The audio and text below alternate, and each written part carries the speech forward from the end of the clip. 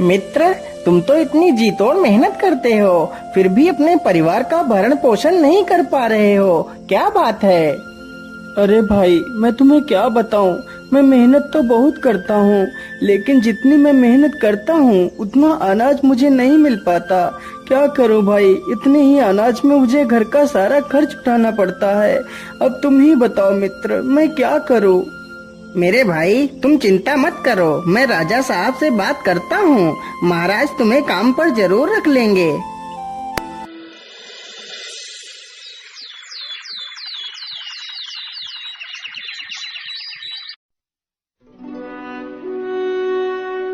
अगले ही दिन पन्ना लाल राजा से बात करता है। महाराज, वह बहुत ही ईमानदार है, वह हमारे साथ मिलकर इस बगीचे को और भी हरा भरा बना देगा। ठीक है पन्ना लाल, तुम कल ही अपने मित्र को अपने साथ लेकर आना। अगले ही दिन पन्ना लाल हीरा लाल को भी अपने साथ ले जाता है।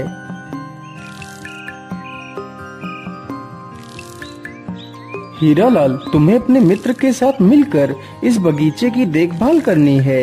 यदि तुम यहाँ पर ईमानदारी से काम करोगे तो जल्दी ही तुम्हारी पगार बढ़ा दी जाएगी। मैं तुम्हें हर महीने 40 सोने की मोहरें दूंगा। ठीक है महाराज, मैं पूरी ईमानदारी से आपका काम करूंगा। महाराज, आपका बहुत बहुत धन्यवाद जो आपने मुझे इस काबिल समझा।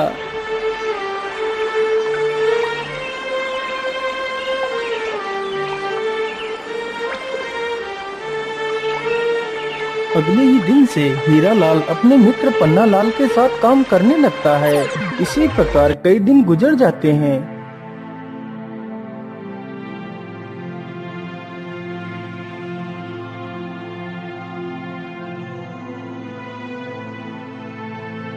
अरे पन्ना लाल, आज तुम्हें क्या हुआ?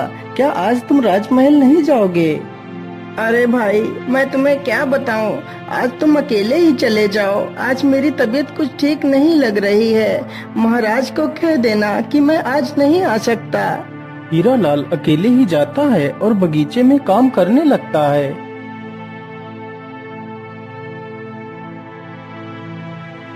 अरे हीरा लाल, आज तुम अकेले ही बगीचे में काम कर रहे हो। आज पन्ना लाल नहीं आया, क्या बात है? महाराज, आज पन्ना लाल की तबीयत ठीक नहीं है, इसलिए वह काम पर नहीं आया है। अच्छा, कोई बात नहीं, तुम आराम से काम करो। हीरा लाल, आज तुम इस स्थान पर एक वृक्ष लगा देना। ठीक है महाराज, मैं अभी थोड़ी देर में ही वृक्ष लगा दूंगा। हीरा लाल की ये बात सुनकर राजा वहाँ से चला जाता है। मैंने फूलों को तो पानी दे दिया है, चलो अब इस स्थान पर एक गड्ढा खोद कर एक वृक्ष लगा देता हूँ। इतना सोचकर हीरा लाल गड्ढा खोदने लगता है।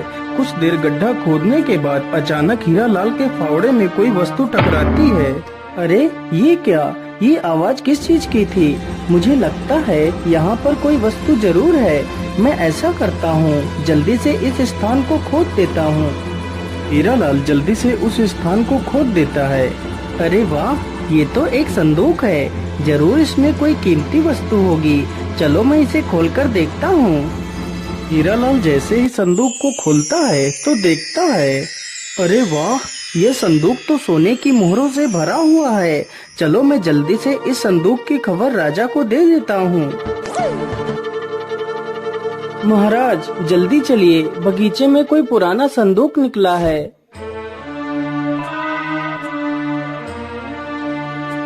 अरे वाह हीरा लाल, यह संदूक तो मेरे पुरखों का है। इस संदूक को तो मैं कितने वर्षों से ढूंढ रहा था, लेकिन मुझे यह संदूक नहीं मिला और आज तुमने इस संदूक को ढूंढ लिया। मैं तुमसे बहुत प्रसन्न हुआ। आज तुमने अपनी ईमानदारी का खरा सबूत दिया है हीरा लाल, इसलिए मैं तुम्हें कुछ इनाम देना चाहता हूँ। मांगो हीरा लाल, तुम्हें क्या इनाम चाहिए? महाराज, ईश्वर की कृपा से मुझे और मेरे परिवार को 2 वक्त का खाना तो मिल ही जाता है। मैं जितना भी कमाता हूँ उतने में ही खुश हूँ। और महाराज, यह खजाना तो आपके पूर्वजों का ही था, इसलिए इस खजाने पर तो सिर्फ आपका ही अधिकार है। अरे वाह हीरालाल, तुम तो वास्तव में एक महान इंसान हो जिसे दुनिया की मोह माया से कोई वास्ता नहीं। मैं तुमसे बहुत प्रभावित हुआ हीरालाल। आज मैं तुम्हें अपना मंत्री घोषित करता हूँ।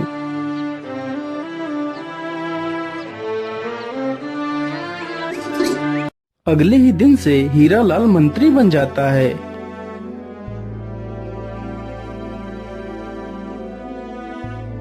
अरे सैनिक भाई, आज मेरा मित्र हीरालाल काम पर नहीं आया, क्या बात है? अरे पन्नालाल भाई, अब हीरालाल माली नहीं रहा, अब वह इस राज्य का मंत्री बन गया है। महाराज ने हीरालाल को मंत्री बना दिया है। क्या मेरा मित्र मंत्री बन गया है? अरे वाह, इससे ज्यादा खुशी की बात मेरे लिए और क्या हो सकती है। सैनिक भाई, मैं अभी अपने मित्र से मिलकर आता हूँ। अरे नहीं पन्नालाल, तुम अंदर नहीं जा सकते। चुपचाप जाकर अपना काम करो, तुम्हें अंदर जाने की कोई आवश्यकता नहीं है। लेकिन सैनिक भाई, वो तो मेरा मित्र है, तो मैं आखिर अपने मित्र से क्यों नहीं मिल सकता? पन्नालाल के बार बार बोलने पर भी सैनिक पन्नालाल को अंदर नहीं जाने देते। यह देखकर पन्नालाल बड़ा दुखी हो जाता है और वहां से वापस बगीचे में चला जाता है। लेकिन उसका मन हीरालाल के बिना नहीं लग रहा था। सैनिकों, जाओ और मंत्री जी को उनके घर छोड़ कर आओ। राजा का आदेश होते ही सैनिक हीरालाल को रथ पर बिठा लेते हैं। तभी उसका मित्र पन्नालाल आ जाता है। अरे भाई, तुम तो मंत्री बन गए हो। तुम्हें मंत्री बनने पर मेरी तरफ से ढेर सारी शुभकामनाएं। मित्र, यदि तुम बुरा ना मानो तो मैं भी तुम्हारे साथ ही चलना चाहता हूँ। नहीं पन्नालाल, आप मंत्री जी के साथ नहीं जा सकते। यह रथ सिर्फ महाराज और मंत्री के लिए है। इस रथ पर तुम नहीं बैठ सकते। ये बात सुनकर पन्नालाल और भी ज्यादा दुखी हो जाता है। पन्नालाल को दुखी देखकर हीरालाल भी दुखी हो जाता है। सैनिक तुरंत ही हीरालाल को वहाँ से लेकर चले जाते हैं।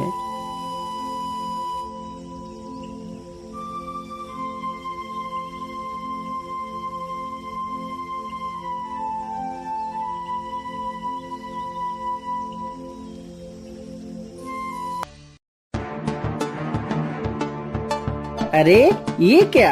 ये वृक्ष अचानक से सूखने कैसे लगा? देखते ही देखते पूरा वृक्ष कुछ ही पलों में सूख जाता है। ये देखकर पन्नालाल काफी ज्यादा परेशान हो जाता है। अरे ये क्या? ये तो सारा पेड़ सूख गया। महाराज को तो यह बगीचा अत्यंत प्रिय है। यदि बगीचे में कुछ हो गया तो महाराज मुझे नौकरी से भी निकाल देंगे। मुझे जल्दी से चलकर महाराज को सारी बात बता देनी चाहिए। पन्नालाल तुरंत ही राजा के पास जाता है और सारी कहानी सुना देता है। लेकिन पन्नालाल, आखिर अचानक से पेड़ कुछ ही पलों में कैसे सूख सकता है? इसका क्या कारण है? महाराज, ऐसा होना संभव है। यदि बगीचे के ऊपर से कोई पर वाला सर्प निकल जाए तो उस स्थान की सारी हरियाली धीरे धीरे नष्ट हो जाती है। लेकिन मंत्री जी, क्या इस रोग को रोकने का कोई उपाय नहीं है? महाराज, इसका उपाय तो है, लेकिन उपाय बड़ा कठिन है। मेरे साथ भी एक बार ऐसा हुआ था महाराज। मेरी फसल भी लगभग सारी नष्ट हो गई थी। तब मैंने एक साधु से इसका उपाय पूछा था। महाराज, काली कंजा वन में एक जादुई बोलने वाला पेड़ है।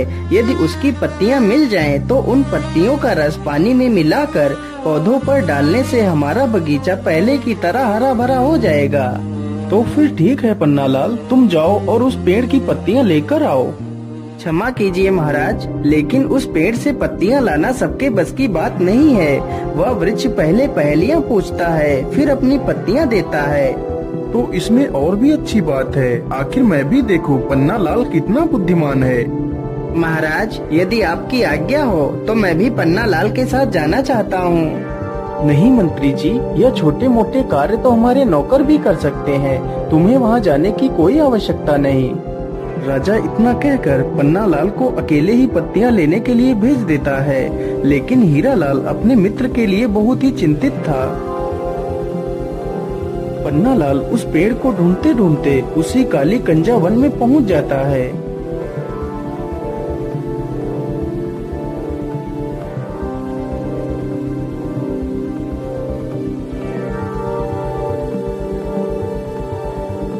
क्या करूं? कैसे पता करूं? आखिर वह जादुई पेड़ कौन सा है?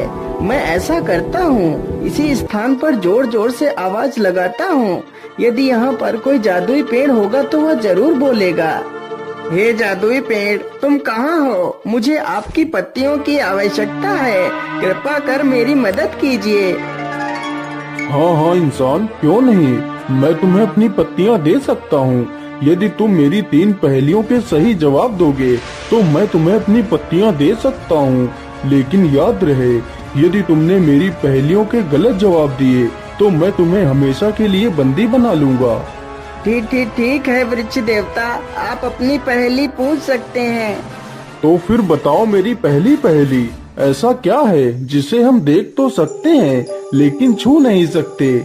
पन्नालाल पहेली सुनकर डर जाता है क्योंकि उसे उस पहेली का जवाब नहीं पता था। मुझे लगता है तुम्हें मेरी पहेली का जवाब नहीं पता है। चलो मेरी दूसरी पहेली सुनो। मैं अलबेला कारीगर, काटू काली घास, राजा रंक सिपाही, सिर झुकाते मेरे पास। तथा मेरी तीसरी पहेली, खुशबू है पर फूल नहीं, जलती है पर जलन नहीं। लेकिन वृक्ष देवता, मुझे तो इन तीनों पहेलियों का जवाब नहीं पता है।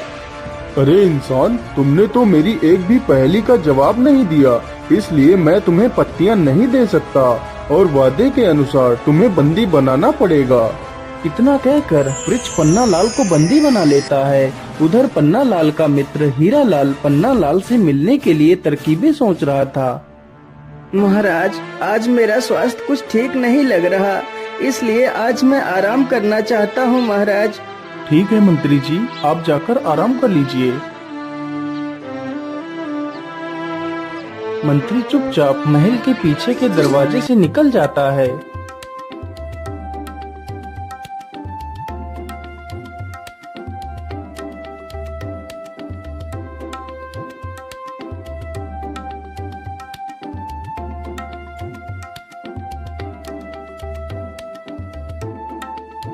हीरालाल उसी जादुई पेड़ के पास पहुंचकर देखता है कि उसका मित्र पेड़ पर ही बंदी बनकर एक पिंजरे में बंद है। हे वृक्ष देव, आप मेरे मित्र को छोड़ दीजिए। हाँ हाँ, क्यों नहीं, मैं तुम्हारे मित्र को जरूर छोड़ दूंगा और तुम्हें अपनी पत्तियां भी दूंगा यदि तुम मेरे 3 पहेलियों का सही जवाब दे दो। ठीक है वृक्ष देव, आप अपनी पहेलियां पूछ सकते हैं।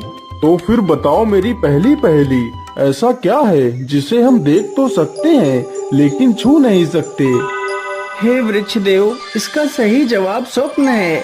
इंसान सपना तो देख सकता है लेकिन उसे छू नहीं सकता। हाँ हाँ, बिल्कुल सही जवाब। मेरी दूसरी पहेली सुनो। मैं अलबेला कारीगर, काटू काली घास, राजा रंक सिपाही, सिर झुकाते मेरे पास। हे वृक्ष देव, इसका सही जवाब नाई है। नाई के पास हर किसी को अपना सिर झुकाकर ही बाल कटवाने पड़ते हैं। अरे वाह वाह, तुम तो कितने बुद्धिमान हो। अब मेरी तीसरी और आखिरी पहेली सुनो। खुशबू है पर फूल नहीं, जलती है पर जलन नहीं। हे वृक्ष देव, इसका सही जवाब अगरबत्ती है। अरे वाह वाह, तुम तो वास्तव में बुद्धि का प्रतीक हो। मैं तुमसे अत्यंत प्रसन्न हूँ, इसलिए मैं तुम्हारे मित्र को आजाद करता हूँ और तुम्हें अपनी दिव्य पत्तियाँ भी देता हूँ। वृक्ष तुरंत ही उसके मित्र को आजाद कर देता है।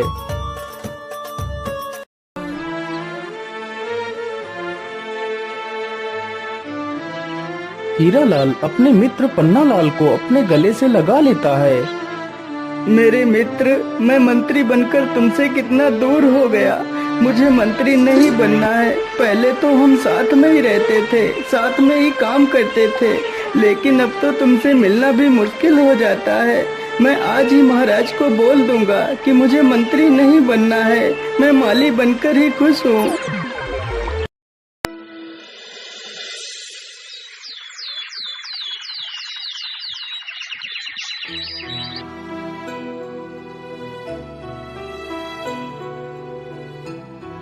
लेकिन मंत्री जी, आप मंत्री क्यों नहीं बनना चाहते?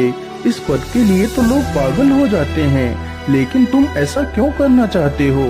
महाराज, मैं मंत्री बनकर अपने मित्र को खोना नहीं चाहता, यदि मैं आज उस वृक्ष के पास नहीं जाता तो मेरा मित्र वापस लौटकर कभी नहीं आ पाता। मैं मंत्री बनकर अपने मित्र से पूरी तरह अलग हो चुका हूँ। अब मैं अपने मित्र को नहीं खोना चाहता, इसलिए मैं मंत्री नहीं बनना चाहता महाराज। मुझे एक माली बनकर ही रहना है। हीरालाल की ये सारी बातें सुनकर राजा भी भावुक हो जाता है। वाह हीरालाल वाह, तुम तो नाम के ही नहीं बल्कि सच में एक हीरे हो। मैं तुम्हारी मित्रता को प्रणाम करता हूँ। आज से तुम हमेशा अपने मित्र के साथ ही रहोगे। इस प्रकार हीरालाल और पन्नालाल फिर से दोनों साथ में ही काम करने लगते हैं।